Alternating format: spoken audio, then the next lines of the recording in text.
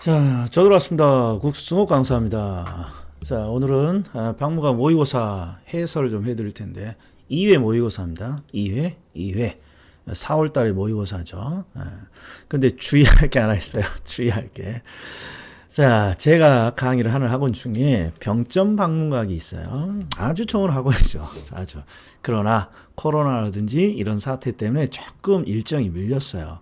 제가 알기로는 5월 9일 날 이번 주에 시험을 볼 거란 말이에요. 이번 주에. 다른 학원들은 저번 주까지 해서 거의 완료가 끝났죠.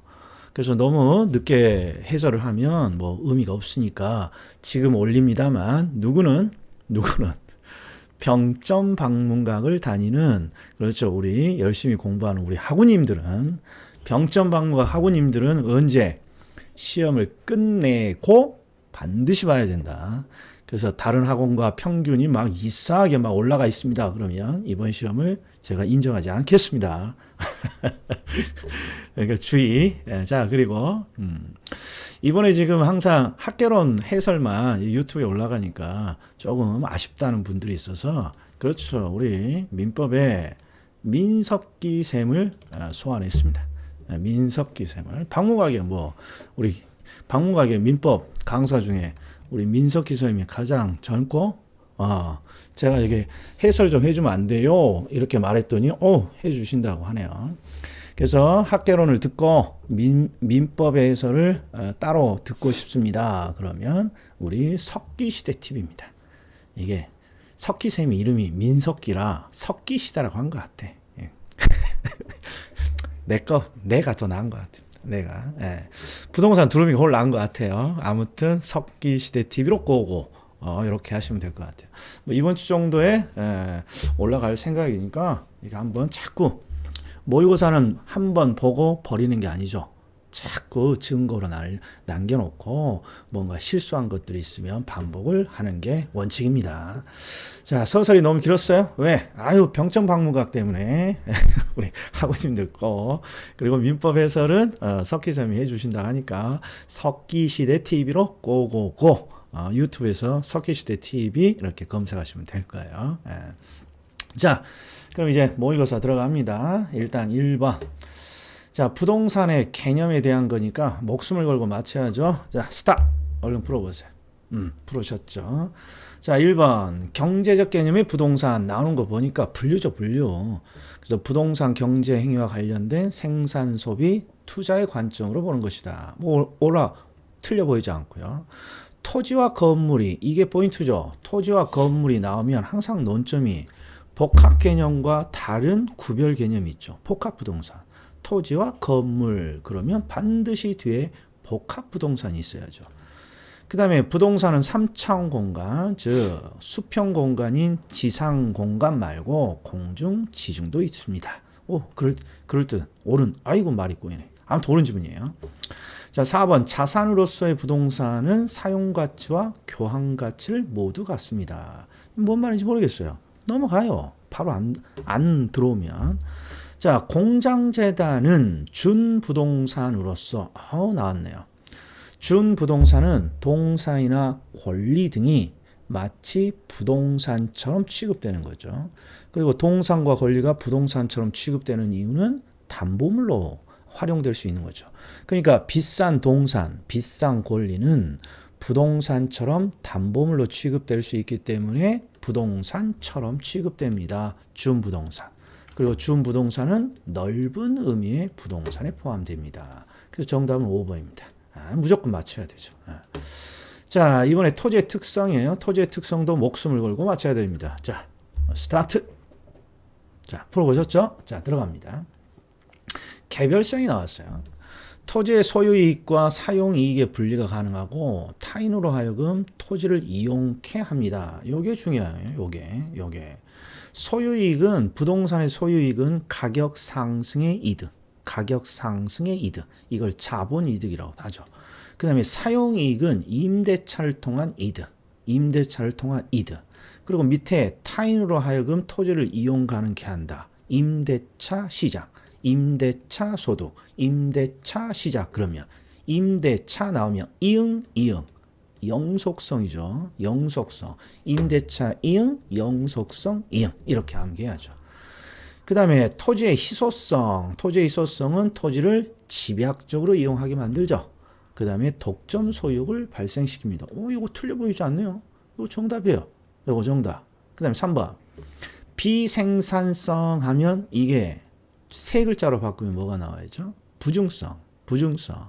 그런데 일물일가의 법칙이 나왔으니까 일물일가는 요게 보여야죠. 일물일개, 일물일개. 그러니까 개별성이 나와야죠. 개별성. 그 다음에 토지의 물리적 공급은 가격에 대해 완전 비탄력적인데 이는 지리적 위치의 고정성과 관련이 깊습니다. 뭔 말인지 모르겠어요. 지금 4월달 수준에 맞춰서 해설을 하니까. 뭔 말인지 모르겠어요. 그런데 요놈이 보여야 돼요. 요놈. 공급이면 죽었다 깨나도 지리적 위치의 고정성은 아니죠. 뭐가 나와야 돼? 공급하면. 토지의 양은 제한되어 있습니다. 부중성이 나와야죠. 공급 나오면 항상 생산과 관련된 비생산성, 부중성이 나와야 돼요. 이런 게 요령인 거죠. 공급이 나오면 어떤 식으로든지 부중성이 나와야죠. 그 다음에 5번. 부중성. 이거 봐요. 부중성 나오니까, 이거 공급이 나왔잖아요. 공급. 자, 그런데 중요한 게 있어요. 자, A는 지금 하겠습니다. 경제적 공급. 경제적 공급을 우리는 다른 말로 뭐라 그럽니까? 용도적 공급. 자, 그리고 물리적 공급은 뭐라고 할까요? 이게 지표 면적. 그러면 시험에 자주 나오는 게 이런 거예요. 지표 면적을 뜻하는 물리적 공급은 인간이 절대 증가시킬 수 없어요. 이게 부중성이에요. 그러니까 부중성을 모르더라도 딱 하나 암기해요. 물리적 공급은 지표 면적을 의미하고 지표 면적은 인간이 절대 변화시킬 수 없습니다. 그런데 반면 용도적 공급, 용도적인 측면의 토지의 공급은 언제든지 가능한 거죠. 상업용 토지의 공급은 늘릴 수도 있고 줄일 수도 있죠. 용도 변경을 통해서. 그래서 항상 물리적인 공급이라는 지표 면적은 인간이 증가시킬 수 없지만 경제적 공급 또는 용도적 공급은 항상 가능한 거예요. 그래서 모두 불가능하다. 이게 틀린 거죠. 자, 얘는 중요하니까 한번 다시. 사용이익이 나와요. 사용이익은 임대차 소득. 임대차 소득이 보이는 순간 임대차 시장이 발달되어 있는 근거, 영속성. 자, 그 다음에 일물일가 법칙의 부정이에요. 일물일가 법칙이 적용되지 않는 이유는 일물일가니까 왠지 개자 같잖아요. 개자. 개별성. 그 다음에 4번은 뭔지 모르겠지만 공급이 나오면 절대 부중성과 엮여야 된다는 거. 그리고 공급과 관련해서 지표 면적을 뜻하는 물리적 공급은 절대 인간이 변화시킬 수 없지만 용도적 공급은 항상 가능한 것이죠. 가능한 것이다. 그래서 정답은 2번이 되겠습니다. 자, 토지 분류, 용어 정리, 목숨을 걸고 맞춰야죠. 자, 스탑, 그리고 풀어보세요. 자, 들어갑니다. 공지는 빈 땅이에요. 빈 땅. 근데 뒤를 봤더니 도로에 직접 연결되지 않은 토지. 그럼 맹지죠, 맹지. 너 틀렸네. 그 다음에 필지는 항상 토지의 등기, 등록의 단위. 토지의 등기, 등록의 단위. 여기 있어요. 정답 나 찾았네요. 공지는 빈 땅. 그 다음에 필지는 토지의 등기, 등록의 단위. 그 다음에 법지 한번 볼까요? 법지는 경사진 토지라도 소유권을 인정하죠. 그러니까 법으로 소유는 가능해요. 그러나 경사면이라 활용실익은 거의 없더라. 자, 부지는 우리나라 말로 바닥토지. 그리고 이 바닥토지는 어디에든지 다 사용되는 포괄적인 용어입니다. 이 시험에 한 2번 나왔어요.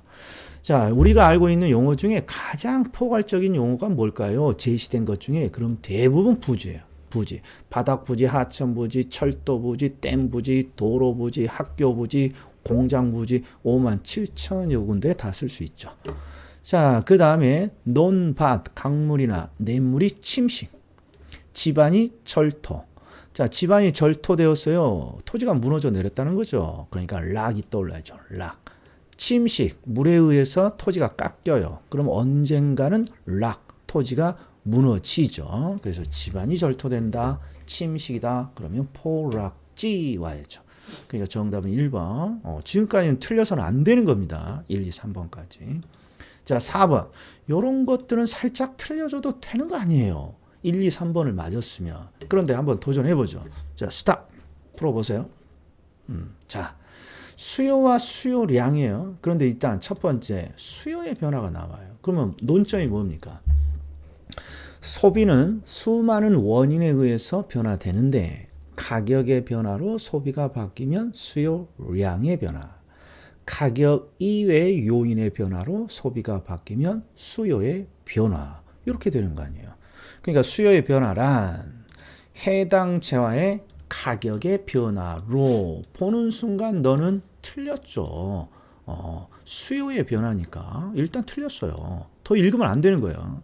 그 다음에 용어 정리를 물어봤네요. 수요량. 아이고, 여기 저량 아니죠. 저량. 자, 수요와 공급은 항상 일정 기간을 설정하고 측정하는 유량. 유량이죠. 유량. 자, 그 다음에 3번. 가격 이외의 수요 결정 요인. 아유, 우리 함정을 팔았는데 결국 가격 이외의 요인이죠. 가격 이외의 요인으로 소비량, 수요량이 증가했습니다. 소비량이 증가했습니다. 그러면 수요의 변화가 맞죠. 수요의 변화가 맞고 소비량이 늘었으니까 자, 수요의 변화는 기본적으로 곡선의 이동으로 나타나죠. 곡선의 이동으로. 그리고 증가했다고 되어 있으니까 이 우측으로 이동을 하는 거죠. 그래서 얘가 옳은 지문이야. 자, 그런데 여기 잘 보세요. 항상 자, 가격의 변화로 수요량이 변화해요. 그러면 수요량의 변화야 다 의문이 없어요. 그런데 가격 이외 요인 변화로 수요량이 변화합니다. 그러면 수요의 변화라고 하면 꼭 누군가가 질문이 들어와요. 어떤 질문이 들어올까요? 요놈 때문이죠. 자, 수요량의 변화. 그러니까 가격의 변화에서 수요량이 바뀌면 수요량의 변화예요. 그런데 가격 이외의 요인으로 수요량이 바뀌면 왜 수요의 변화라 해요? 이건 하나의 약속이니까 기억을 하셔야 돼요. 자, 수요와 수요량의 변화는 이 결과로 결정이 되는 게 아니라 소비가 변화하는 원인으로 결정이 되는 거죠. 원인으로. 그러니까 뒷문장은 항상 수요량의 변화라고 둘이 똑같이 나와요. 똑같이. 그런데 원인이 가격에 의해서 수요량이 변화되면 수요량의 변화라고 경제학자들이 구분하고 가격 이외의 요인으로 수요량이 변화하면 수요의 변화라고 이렇게 구분하는 거예요. 그러니까 3번 지문이 이상하면 안 되는 거예요. 지금 자, 수요량이 변화됐어요. 그런데 무엇에 의해서 바뀐 것이냐에 따라서 수요량의 변화, 수요의 변화로 구분되는 거예요. 그런데 가격 이외의 요인으로 소비가 바뀌었으니까 수요의 변화. 그리고 수요의 변화는 항상 곡선의 이동이라는 형태로 표현이 되죠. 그래서 곡선이 이동한다고 돼 있어요. 다만 소비량이 느니까 우측으로 이동합니다. 이렇게 되어 있는 거죠. 그래서 3번이 이상하다고 그러면 안 돼요. 그 다음에 4번 볼까요? 4번. 부동산 경기가 상승 국면에 들어갔습니다. 그러면 경기 변동이네요. 경기 변동은 항상 확장기와 수축기로 나누고, 자, 상승 국면이에요. 그럼 확장기. 그러면 매수가 아니라 매도자 중시 시장이죠. 항상 수축기는 시옷이 있으니까 매수자 중시고, 확장기는 시옷이 없으니까 매수가 아니라 매도자 중시죠. 확장기니까 구매자인 이게 매수자죠. 구매자 주도 시장이 아니라 매도자. 그 다음에 5번 지문을 딱 보면서 수치가 있어. 이걸 읽으면 하수죠. 왜? 물어보는 게 정상제입니까? 열등제입니까? 자, 그러면 요걸 봐야죠. 소득이 늘자 소비량이 늘었어요. 이 총상적인 제하잖아요. 우리 상식의 제하. 소득이 늘자 소비가 늘었구나. 너는 열등제가 아니라 정상제라고 해줘야죠. 정상제라고. 자, 문제 아주 제가 빠르게 풀죠. 아우, 저는 이거 안 풀겠어요. 안 풀래. 그다음에 너무 성의 없는 거 아니야.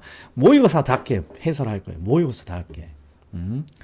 자, 그 다음에 수요와 공급에 관한 설명으로 옳은 거. 자, 보죠. 좀 어렵게 보여요. 임대주택에 대한 재산세가 중과시 일단 세금이 부과됐네요. 수요의 탄력성보다 공급의 탄력성이 큽니다. 그럼 여기 암기코드 한번 보죠. 우리 조세는 보다 비탄력적인 쪽이 보다 많이 부담합니다. 보다 비탄력적인 쪽이 보다 많이 부담합니다. 해석은 보다 비탄력, 안 똑똑한 쪽이 보다 많이 부담한단 말이에요. 그래서 세금의 조세 증가가 나오면 항상 어느 쪽이다 체크해야 돼요. 안 똑똑한 쪽. 수요의 가격 탄력성보다 공급의 탄력성이 크다고 했으니까 이쪽이 비탄력적인 거예요. 보다. 그러면 누가 조세를 더 많이 부담하는 거예요? 수요니까 임차인이 더 많은 세금을 부담하게 된다. 이렇게 돼야 돼요. 너 옳은 질문이네. 저는 1번 정확히 풀고 넘어가겠어요. 이렇게 넘어가야만 시험에서 그렇죠. 민법까지 정말 내가 원하는 점수를 맞을 수 있어요. 1번 옳은 것이라. 그런데 이제 밑을 읽게 되면 이제 미궁석에 빠지는 거죠. 미궁석에. 밑에 한번 보죠. 자, 수요가 증가할 때 공급이 탄력적이면 이거 봐요. 미궁석이 벌써 빠지잖아. 이게 탄력성 응용의 가격 변화의 폭이죠. 가운데가 탔으면 덜, 가운데가 안 탔으면 덜인데 이거 탔잖아요. 그러니까 더가 아니라 덜이 나와야 돼요. 탔으니까 덜 먹어야죠. 이게 암기 코드였잖아요. 자, 그 다음에 용도 변경을 제한하는 법규가 강화됩니다. 자, 항상 공급의 탄력성을 묻는 거야. 공급의 탄력성. 공급의 탄력성은 생산의 유불리로 따지는 건데 용도 변경을 제한하는 법규가 강화되었어요. 생산의 분리. 그러니까 보다 비탄력적으로 변하는 거죠. 비탄력적일수록 기울기는 어떻게 돼요? 여기가 P니까 항상 가파르죠. 완전 비탄력적이면 수직선이고 기본적으로 비탄력이 가파라요. 그러니까 완만해진다. 이게 틀린 거죠. 항상 완만하려면 탄력적이야죠. 탄력적. 뭘로 탄력적? 여기 탄력적. 왠지 완전 탄력적이면 수평성.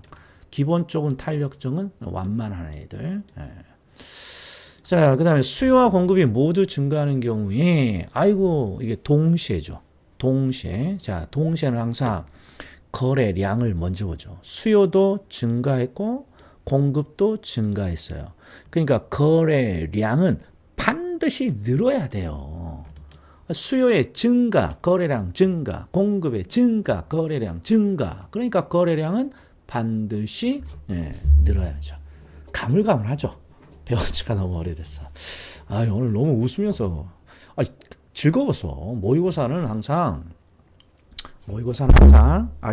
기쁜 마음으로. 그리고 아직 시험은 멀었어요. 다음이 안 틀리면 되는 거니까 제가 어떻게 푸는지를 잘 봐줘야죠. 자, 5번. 이거 질문 겁나게 많습니다. 왜 그러느냐? 아파트의 가격이 상승했을 때 빌라의 가격은 어떻게 됩니까? 이런 거예요. 자, FM하고 가라가 있어요. FM하고 가라. 자, 가라는 우리 가격 원칙에 보면 대체 원칙이 있어요. 가격 원칙에 보면 대체 원칙. 대체 원칙은 비슷한 재화라면 가격도 비슷해진다. 요거 아닌가요? 그러니까 아파트하고 대체 관계에 있는 빌라니까 둘은 비슷한 재화예요. 그래서 아파트의 가격이 오르면 빌라의 가격도 올라야 돼요.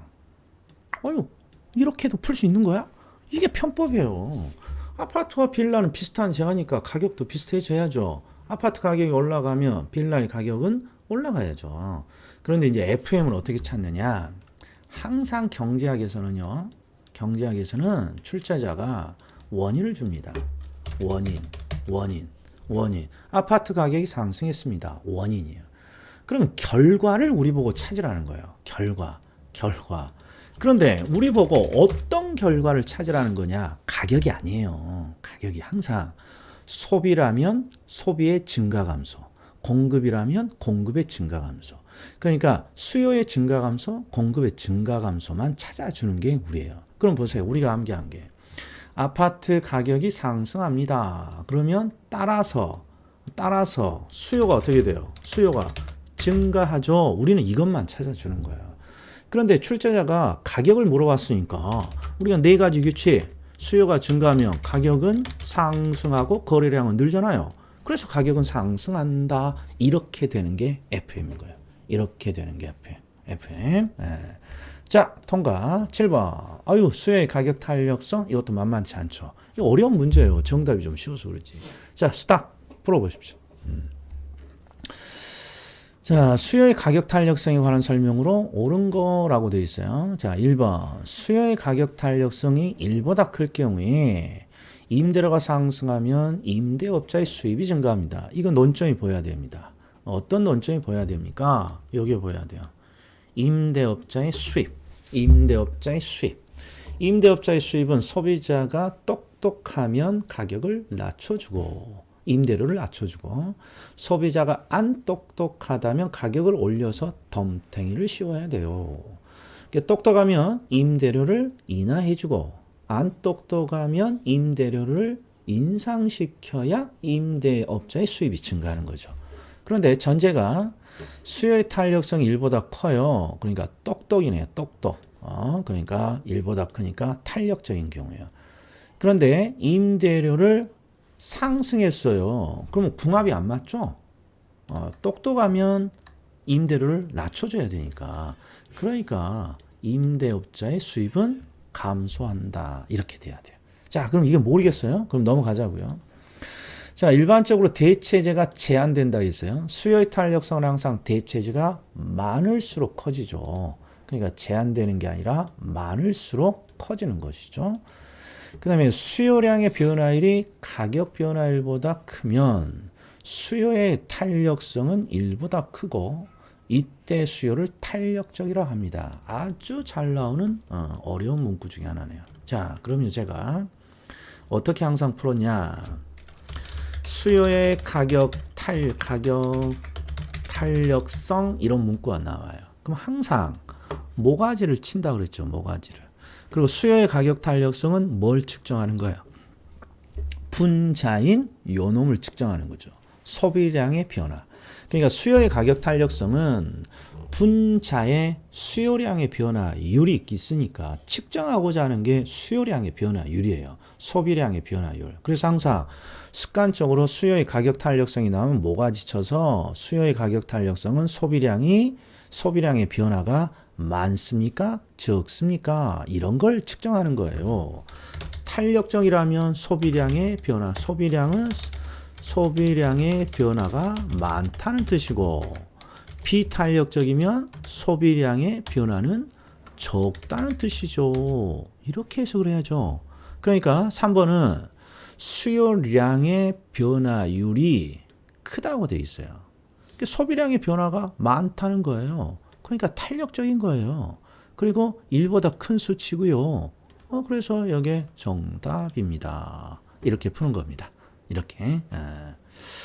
자, 일반적으로 부동산 수요의 가격 탄력성 한번 해볼까요? 수요의 가격 탄력성이 나오면 항상 모가지 친 다음에 수요의 가격 탄력성은 뭘 측정하죠?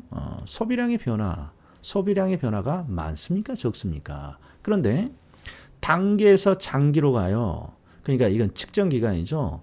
소비량의 변화를 측정하는 기간이 장기면 장기일수록 양의 변화는 많죠. 소비량의 변화는. 그러니까 탄력적으로 커진다고 해야죠. 커진다고.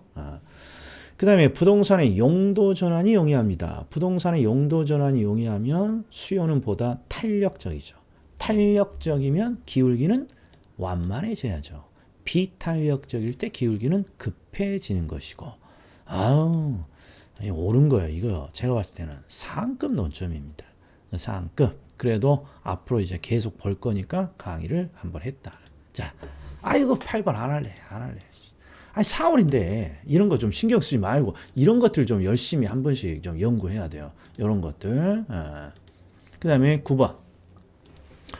자, 부동산 시장이고 밑에 뭐 준강성 이런 거 나왔으니까 효율적 시장이네요.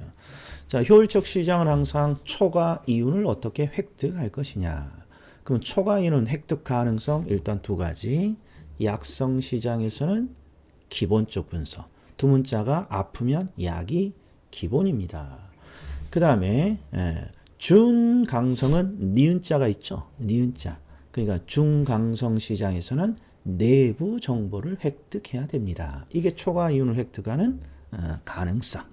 그런데 여기는 지금 뭘 물어봤냐. 지금 중강성 시장의 정의를 묻고 있어 보여요. 공표된 것과 공표되지 않은 모든 정보가 가치에 반영되어 있어요. 그러면 강성시장이죠. 아유, 이거 다 맞췄겠어요. 강성시장. 그리고 밑에 볼 건 뭐 있습니까? 왠지 딱 봐도 눈에 잘 안 들어보여요. 이거 하나만 더 할까요? 주거분리. 주거분리는 주거지역이 소득계층별로 분리되는 현상이죠. 그래서 소득을 기준으로 고소득층 주거지역과 저소득층의 주거지역이 분리되는 현상이죠. 근데 주거분리에서 자주 나오는 게 뭘까요? 원인. 주거분리는 왜 이렇게 나타나는 것입니까? 그러면 네 글자, 외부효과, 암기사항이죠. 주거분리의 원인, 외부효과. 정답은 1번. 자, 10번 지대이론이 한번 스탑 해놓고 한번 풀어보십시오. 문제가 좀 잘리니까 기억, 니은, 디귿, 리을 이렇게 해볼게요. 자, 스탑. 자, 옳은 것을 찾으라고 해놨습니다. 한번 볼게요. 리카르도는 차액지대죠. 매상고에서 아이고 수성비 나오는 순간 이건 튜넨이 나와야죠. 튜넨. 리카르도는 아니네요. 자, 마르크스면 뒤에 소유권이 나와야죠. 소유권. 근데 어딜 봐도 소유권이 없고 비옥도네요. 비옥도가 나오면 리카르도의 차액지대가 떠올라야죠. 그러니까 얘도 틀렸네요. 그러면 끝까지 다 보는 거 아니라 기억과 니은이 들어가 있는 걸 일단 빼야죠. 너 X. 그러니까 이 둘 중에 하나가 정답인 것이죠. 자, 디귿번 하나 더 볼까요? 마샬은 준지대죠. 준지대. 우리 마샬의 암기 코드는 요거였죠. 수업 중에 항상. 단기에 공급이 제한된 생산 요소. 대표적으로 기계, 기구. 요게 나오죠. 이게 단기에 공급이 제한된 기계, 기구 등의 사용 대가를 마치 지대처럼 취급하는 거죠. 그럼 왜 마치 지대처럼 취급합니까? 단기에 공급이 제한된 기계, 기구 등은요, 토지처럼 폭리를 취할 수 있다겠죠. 주인이. 이유는 공급이 제한되어 있으니까. 그래서 단기에 공급이 제한된 기계, 기구 등의 사용 대가는 지대처럼 폭리를 취할 수 있는데, 그래서 마치 지대와 같습니다. 준지대라고 하는 것이죠. 자, 그럼 디귿번을 한번 볼까요? 일시적으로 토지의 성격을 갖습니다. 이게 바로 단기에 공급이 고정되면 토지의 성격처럼 비싼 대가를 받을 수 있다는 거죠. 아무튼 기계기구 등의 생산 대가. 디귿은 확실히 맞았네요. 자, 그런데 결국 리을을 볼 수밖에 없네요. 튜넨에 의하면 지대는 토지의 생산성과 무관하게 토지가 개인에 의해 소유네요. 소유. 그러니까 정답은 5번이네요. 왜? 소유가 나오면 마르크스가 나와야죠. 그런데 이제 이런 방법도 있어요. 지금 분명히 기억과 니은은 틀렸습니다. 기억과 니은은. 그러니까 디귿과 리을인데 디귿과 리을은 4번 아니면 5번이에요. 근데 이 둘 중에 뭐에 의해서 결판 나는 거예요? 리을이죠. 그러니까 솔직히 마샬의 준지대를 몰라도 정답을 찾을 수는 있어요. 자, 리을번을 봤더니 지금 소유권이라고 되어 있으니까 마르크스의 절대지대죠. 그러니까 결국 리을로도 틀렸어. 그래서 정답은 디귿이야. 이렇게 풀었다면 이것도 저는 인정해 드립니다.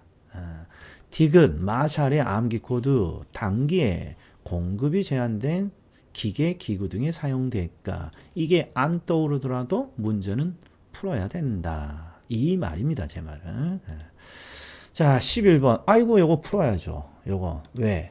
레일리와 허프의 모형은 풀기로 우리가 수업 중에 약속을 했으니까. 허프예요, 허프. 자, 읽어볼게요. 다음 표는 어느 시장 지역 내 거주지 A에서 소비자가 이용하는 쇼핑센터까지의 거리와 규모를 표시한 것이다.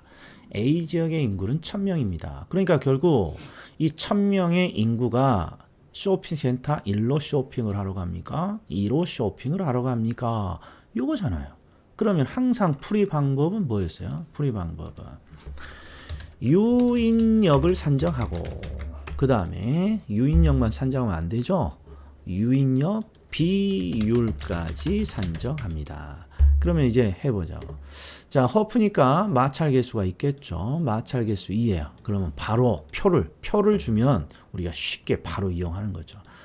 1280 나누기 4의 제곱 16으로 나누는 거예요. 그러면 얘가 유인력이 80이 나와요. 유인력이 80 나와요. 그 다음에 얘도 보세요. 2000 바로 계산기 끄집어서 저 바로 봐요. 요 계산기 있어요. 그러니까 이걸 딱 보면서 바로 2000 나누기 25니까 25 이렇게 나누면 이렇게 또 80이 나온단 말이에요.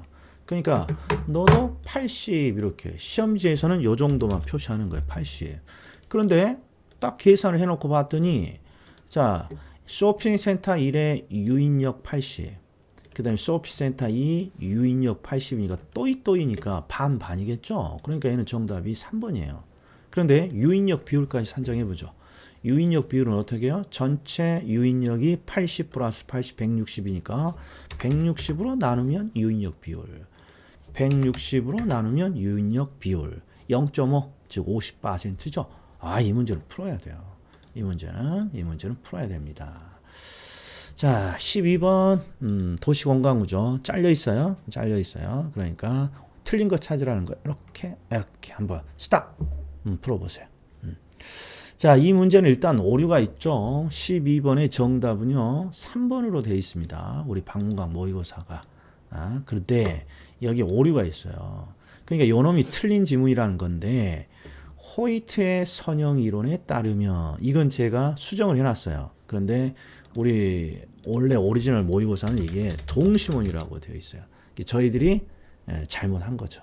저희들이 이걸 세상에 3명이서 2시간 동안 검토를 했건만 이걸 못 찾았어요. 수정하면서 우리가 검토를 못한 거예요. 그래서 이게 올 정답이 이게 복수 정답 이렇게 해줬어요. 2번과 3번 다 저는 그냥 옳은 지문으로 바꿔놨습니다. 자, 보자고요. 자, 버제스의 동심원 이론. 그러면 항상 뭐가 떠오릅니까? 버제스의 동심원 이론은 시카고시 생태학적 분석 그리고 생태학적인 표현인 친입, 경쟁, 천위 이런 표현이 잘 나오죠. 옳은 지문이에요. 자, 호이트의 선형 이론 제가 수정해 놨습니다. 자, 부채꼴 모양 또는 쐐기형이라고도 하죠. 그 다음에 4번 다핵심 이론에서는 항상 물어보는 게 뭘까요? 다핵이 만들어지는 이유 4가지. 동종활동은 서로 모이고 이종활동은 서로 분산되려고 합니다. 동종활동의 집중, 이종활동의 분산.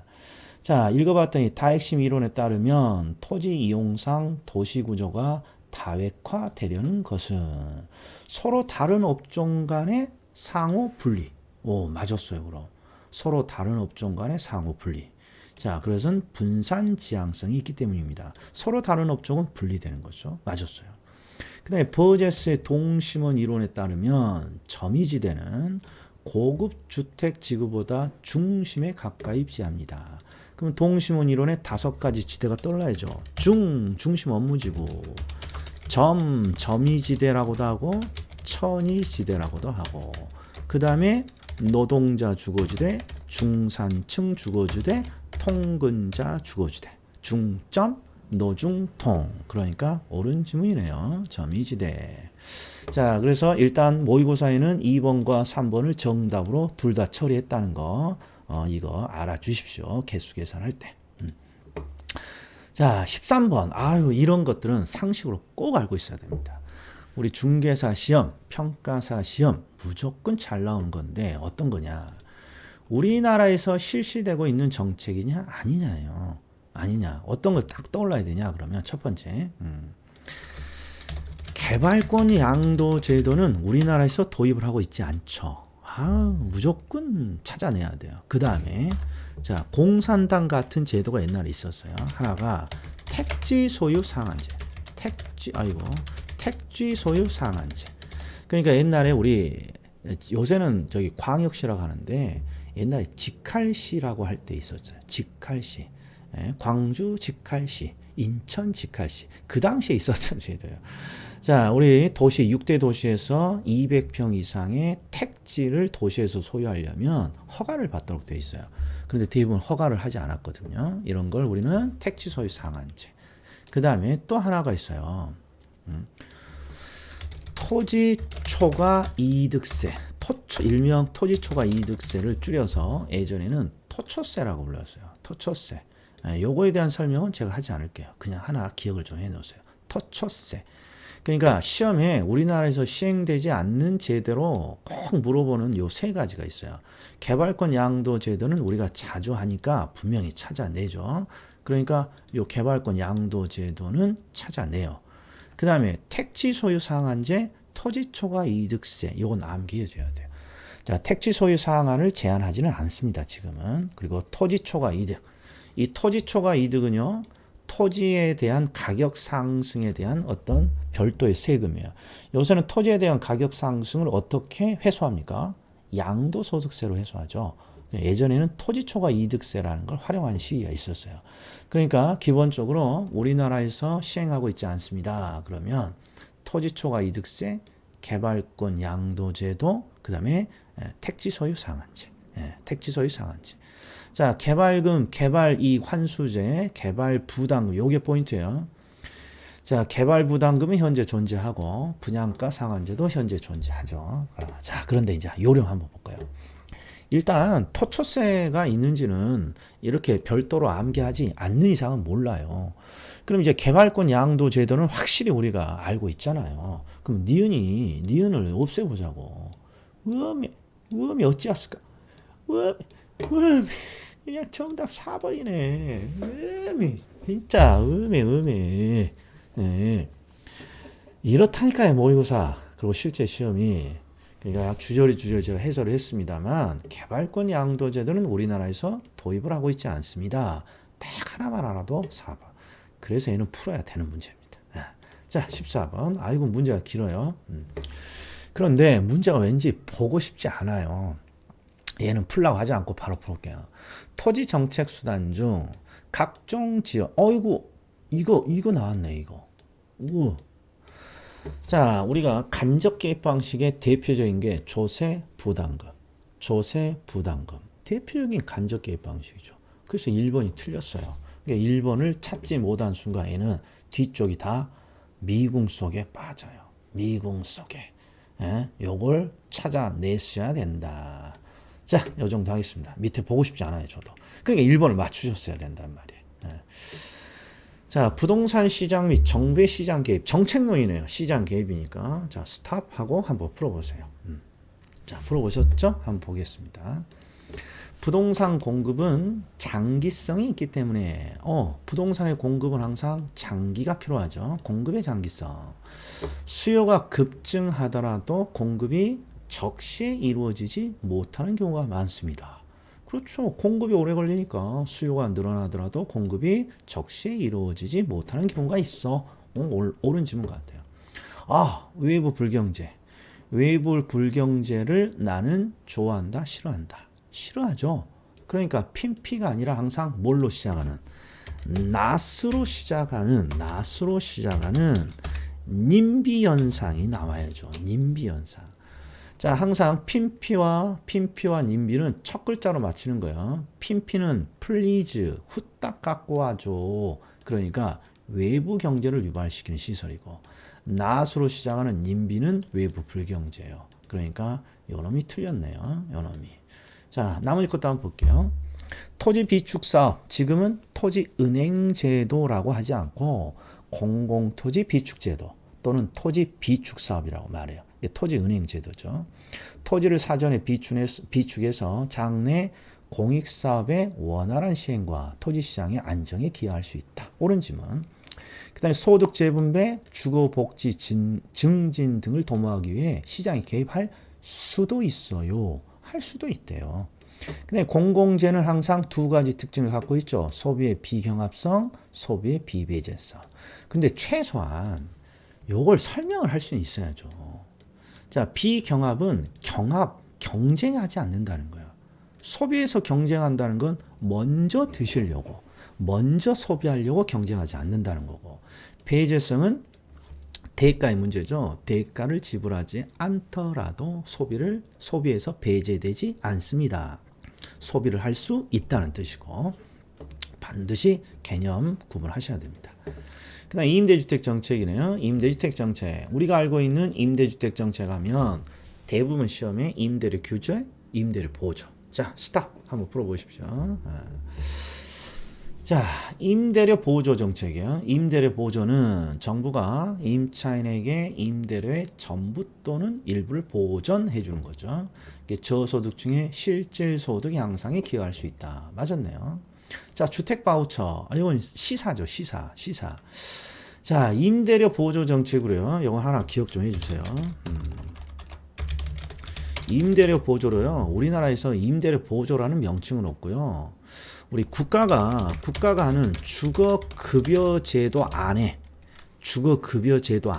주거급여로 일부 주거급여로 저소득층에게 어떤 돈을 보조해 주는데 그 안에 임대료 보조 항목이 하나 있어요.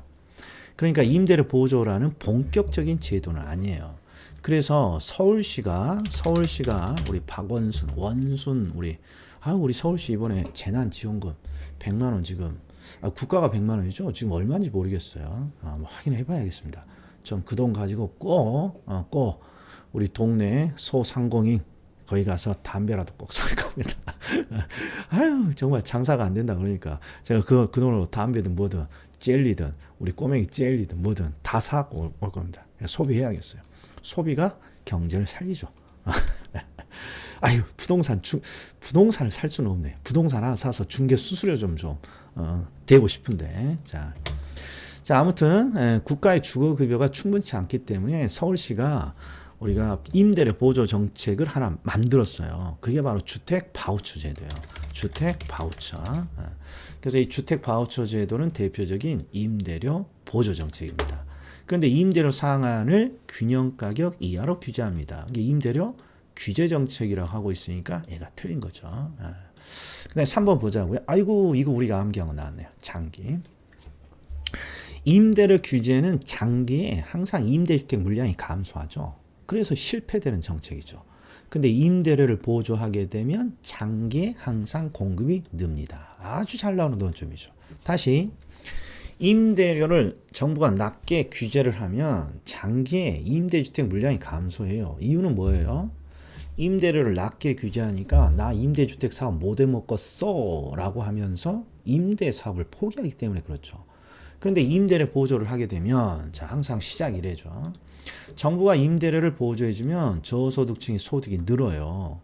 소득이 늘면 소비가 늘어나는 거죠. 그래서 임대주택의 소비가 늘어요. 그리고 임대주택의 소비가 늘면 소비된 것만큼 공급이 따라서 늘게 돼 있는 거예요. 항상 소비가 되면 공급이 늘어나는 거니까. 바로 그래서 재난 어떤 지원금을 받으면 소비하는 게 국가 전체적으로 좋은 거예요. 그거 갖고 뭐 저금할 수도 없지만 소비를 하게 되면 소비된 것만큼 반드시 기업이 물건을 만들게 돼 있어요. 그러면 기업이 물건을 만들면 기업에서 일하는 노동자들의 삶이 안정적으로 바뀌는 거죠.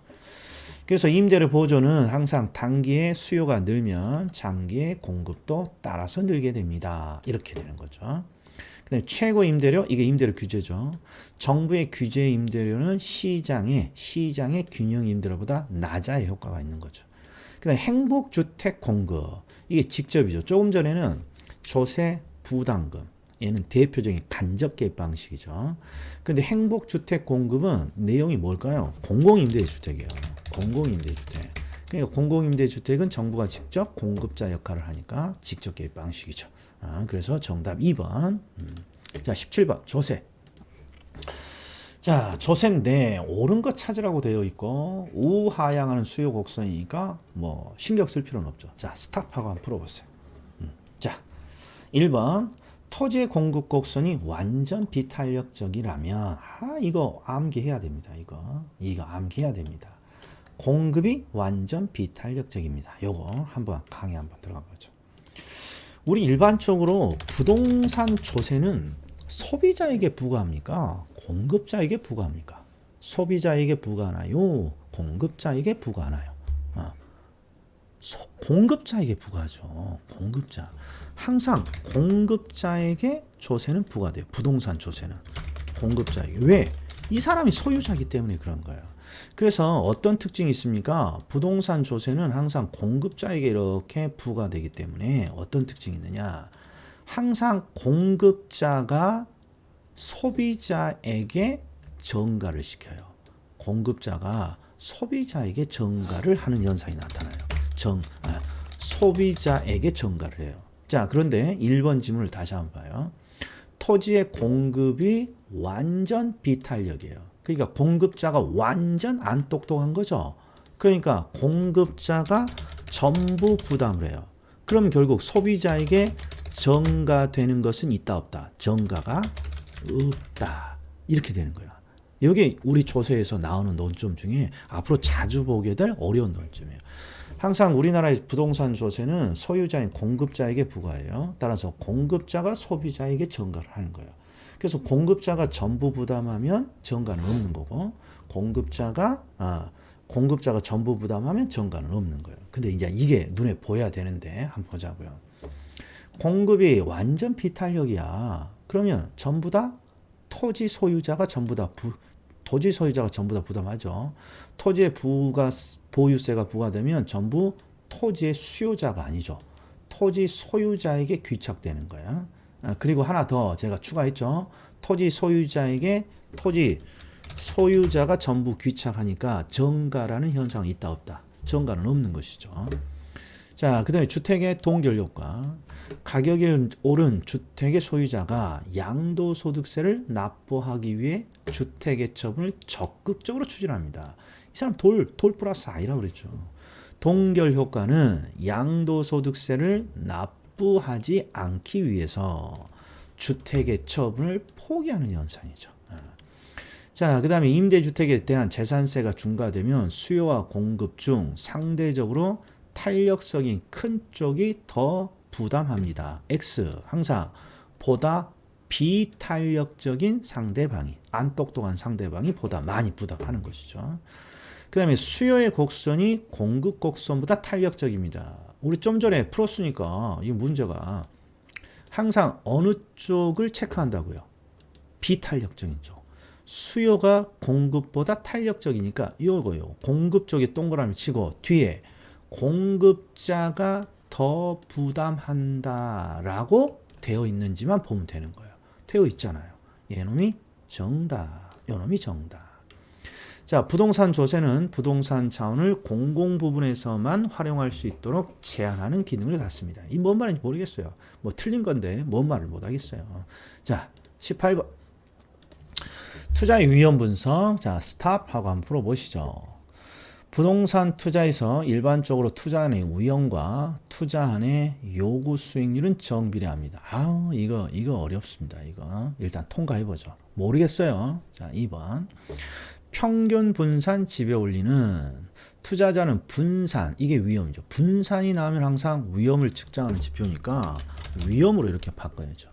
위험이 동일한 투자안의 경우 가급적 기대 수익률의 평균이 높은 투자안을 선택합니다. 수익이 높은 투자안을 선택합니다. 이게 나왔으니까 강의 한번 하죠. 자, 보세요. 우리가 투자론에서 수익이라는 지표, 수익과 위험이라는 지표가 분명히 나오는데 우리가 잘 알고 있는 게 이런 게 있어요. 뭐 분산이나 표준 편차가 나오면 얘는 분명히 위험을 나타내는 지표예요. 그래서 분산 표준 편차가 나오면 위험이라고 딱 해석을 하면 돼요. 그런데 우리가 투자론에서 수익이라고 해석하는 지표가 대표적인 게 무엇입니까? 그럼 항상 기대 수익률이에요. 이걸 놓치면 안 돼요. 그래서 기대 수익률이라는 게 나오면 항상 이렇게 수익에다가 동그라미 치는 연습해야 돼요. 아이고, 저도 이제 동그라미가 붙었네요. 우리 덕수형한테 이제 뭐죠? 이게 전파 받았나 봐. 항상 동그라미 칠 필요는 없는데 이건 동그라미 좀 쳐봐요. 자, 우리가 흔히 투자론에서 수익이라고 하면 어떤 부동산에 투자를 했을 때 이 투자로부터 얼마의 수익을 얻을 수 있지? 이게 투자의 수익이에요. 그러니까 투자 대안으로부터 기대할 수 있는 수익. 그래서 기대 수익률이 항상 수익을 측정하는 지표예요. 그래서 수익과 위험이 비례 관계에 있습니다. 그러면 기대 수익률과 분산과 표준 편차가 비례 관계에 있다는 거예요. 자, 두 개가 나왔으니까 제가 바로 해석을 해줘. 그래서 수익과 위험이 비례 관계에 있습니다. 그러면 일단 위험과 기대 수익률이 일단 비례 관계에 있다는 거야. 근데 비례 관계에 있다는. 그런데 여기는 뭘 뜻하고 있느냐? 투자의 위험과 투자자의 요구 수익률은 정비례합니다. 정비례하는지 뭐 한지는 모르겠지만 우리 요구하는 수익, 우리 기본적으로 투자자는 어떤 대안에 투자하기 위해서 요구를 하죠. 아이고 말이 꼬이네 이제 막. 이 두 문제만 더 하고 쉴 건데. 우리 요구 수익률은 투자자가 투자를 하기 위해서 최소한 보장받고자 하는 수익률이죠. 그리고 이 요구 수익률은 항상 뭐 플러스 뭘로 되어 있어요?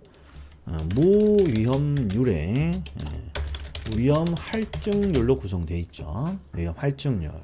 그리고 기본적으로 투자자는 위험 회피형이니까 위험이 뭔가 예측이 되면 요구하는 수익률을 항상 이렇게 할증 올리잖아요.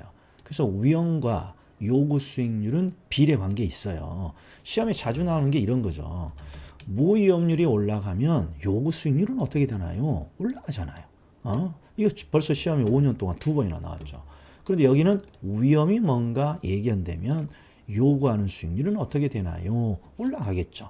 일단 정비례냐 아니냐 이건 모르겠지만 그 다음에 3번 가보자고요. 보수적 예측 방법은 가장 안 좋은 경우를 가정하는 거죠. 그래서 수익은 가능한 낮추고 비용은 가능한 올리는 거예요. 자, 이제 나오는 거예요. 제가 하고자 하는 거. 기대 수익률이 나와요. 그러면 기대 수익률이라고 해석하는 게 아니라 수익이라고 해석하는 거예요. 수익. 그래서 수익을 보수적 예측은 수익은 가능한 낮추는 거잖아요. 그래서 하향 조정합니다. 그리고 미래에 발생할 수 있는 위험을 대비하는 방법입니다. 그래서 기대 수익률이 나오면 항상 수익 이렇게 해석을 해줘야 돼요. 그 다음 2번도 보세요. 이거 빼먹었네요. 기대 수익률이 나오면 항상 수익 이렇게 해석해줘야 돼요. 그래서 분산, 위험이 동일하면 수익이 높은 안을 선호합니다. 2번, 3번 자주 나오죠.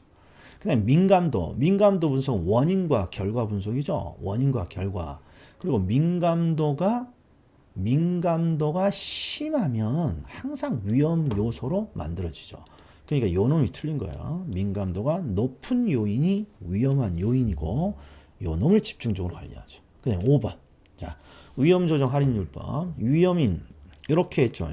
항상 위험 앞에서 모가지를 치죠. 그래서 투자자는 위험이 발견이 되면 자신의 할인율을 조정하는 거죠. 할인율을. 그런데 투자론에서 할인율은 무엇입니까? 투자자의 요구 수익률이죠. 그래서 위험이 발견이 되면 투자자는 자신의 할인율 또는 자신의 요구 수익률을 올리죠. 항상 투자론에서는 위험 회피형을 가정하니까 요구 수익률은 올라가는 거예요. 자, 그래서 투자의 위험이 증대될 때 보다 높은 할인율을 적용합니다. 보다 높은 요구 수익률을 적용합니다. 그러면 옳은 지문이죠. 그래서 4번이에요. 1번은 조금 애매모호하고. 자, 19번. 자, 임대료 수입의 현재 가치를 구하라고 되어 있어요. 이 임대료 수입 현재 가치. 그러면 이런 게 생각나야죠. 이렇게 지금 세 토막 3년이니까 아이고 한 토막 더 그려야 되네. 이거 세 토막이야. 그리고 2천만 원씩이니까 어디다가 이렇게 적어놔야죠. 2천만 원. 여기도 얼마? 2천만 원. 그 다음에 마지막도 얼마? 2천만 원. 자, 그 다음에 할인율이 5%입니다. 할인율이 5%입니다. 그러면 이제 어떻게? 이제 저 계산기 들었어요. 어떻게? 이제 요걸 보면서 전부 다 금액을 어디로 당겨줘요? 요 현재 시점으로 당겨주면 되죠. 자, 첫 번째 요놈 2천. 자, 2천 나누기 얼마 해줘야 돼요? 1.05 이렇게 해줘야죠. 자, 그 다음에 2천, 그러니까 수식을 적용하면 2천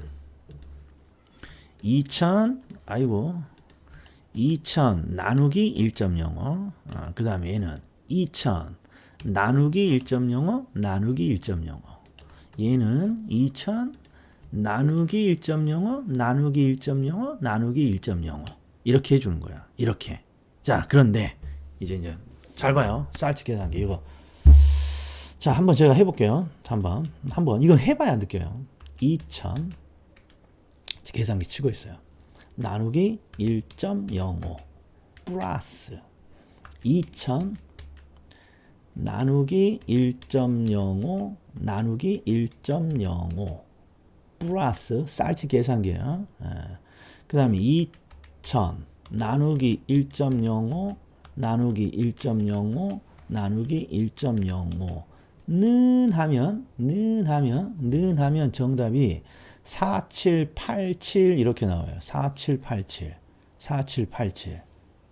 그러면 정답이 요거에다 해야 되잖아요. 대충 근사치. 근데 정답 몇 번이라고 되어 있어요? 2번이에요. 이게 쌀치 계산기 오류예요. 쌀치 계산기 오류.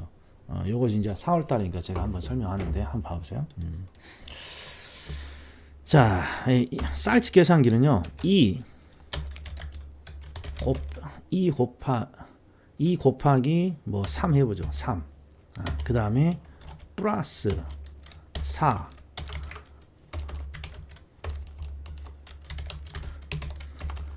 곱하기 2. 2 곱하기 3 플러스 4 곱하기 2. 그럼 우리 상식은 지금 이게 제 컴퓨터가 이게 곱하기가 없어서 그래요. 2 곱하기 3 하면 6. 4 곱하기 2 하면 8. 이게 6 플러스 8이니까 14가 나와야 되잖아요. 14가. 그런데 제가 쌀치 계산기로 한번 쳐볼게요. 2 곱하기 3 플러스 4 곱하기 2는 20이 나와. 22. 그러니까 이게 공학용 계산기는 상관없습니다만 쌀집 계산기를 가져가면요. 이게 쌀집 계산기가 이런 게 있어요. 이걸 이렇게 우리 수식의 어떤 순서가 곱하기를 먼저 하는 거잖아요. 스마트폰은 이게 돼요. 스마트폰이 스마트한 놈이니까 스마트폰의 계산기는 이 가로가 없어도 자기가 가로를 알아서 계산해요. 2 곱하기 3 플러스 4 곱하기 2 이러면 딱 10 얼마죠? 6, 8이니까 14. 14가 딱 나와요. 그런데 쌀집 계산기는 이걸 어떻게 계산하냐? 2 곱하기 3, 6. 6 플러스 4, 10. 10 곱하기 2 하니까 얘가 항상 20이 나와버려요. 20이 나와버린단 말이에요. 이거 틀린 거잖아요. 그래서 이 문제를 쌀집 계산기로 풀 때는 항상 어떻게 해줘야 되냐? 2000을 현재 가치에서 하나 적어놓고 또 두 번째 2000 나누기 1.05 나누기 1.05에서 하나 적어놓고 마지막 요놈을 2000 나누기 1.05 나누기 1.05 나누기 1.05 해서 또 하나 딱 적어놓고 그래서 이걸 전부 다 합산하는 방식을 써야 돼요. 그러면 이제 시간이 조금 걸리겠죠. 연습이 좀 필요하죠. 자, 20번 하고 쉬죠. 자, 부동산 투자 현금흐름 반드시 맞춰야겠죠. 자, 스타트. 자, 유효총소득은 자, 단위당 추정 임대료의 임대 면적. 어이구, 이거 틀렸네요. 항상 단위당 임대 수에다가 추정 임대료 가능 총소득이네요. 가능 총소득. 그러니까 1번 정답은 쉽죠. 자, 나머지 집은 한번 보죠. 유효총소득은 가능해서 공실, 불량부채를 차감하고 기타 수입을 더해서 구한 소득입니다. 맞았고, 순영업소득을 계산할 때 재산세, 세금 중에 유일하게 재산세가 영업경비에 포함되는 항목이죠. 자, 그래서 임대주택에 대한 재산세를 영업경비에 포함시켜서 차감해야 된다. 말이 어렵습니다만 결국 영업경비 항목이다라는 뜻이죠. 그 다음에 세전현금 흐름은 순영업소득에서 부채 서비스액을 차감한 소득이고, 세후현금 흐름과 세전현금 흐름은 동일할 수 있다. 요 이해돼요? 항상 세전은 영업소득세를 빼면 세후죠. 세후. 그러니까 영업소득세가 없다면 세전과 세후는 동일할 수 있는데 꼭 어떤 질문이 옵니까? 아니 영업소득세는 국가에다 내는 세금인데 세금이 없다는 게 말이 돼? 그러니까 세전과 세후는 항상 다르겠지? 이렇게 주장하시는 분이 있는데 아니에요. 영업소득세는 소득이 있을 때만 내는 거예요. 그래서 언제 소득이 없냐? 자, 소득이 적자야. 그럼 내지 않는 거예요. 또 특이하게 면세, 그 과세 대상이 아닐 수도 있어요. 과세 대상이 아니라면 세전이 더 크겠죠. 그러나 영업소득세도 없을 수 있다. 자, 여기까지 20문제 1부에 1부. 아유, 이거 길었어요. 그러나 제가 나름대로 암기 코드랑 넣어놨으니까 꼭 확인을 좀 해주시기 바랍니다. 자, 여기까지 2부에서 뵙겠습니다.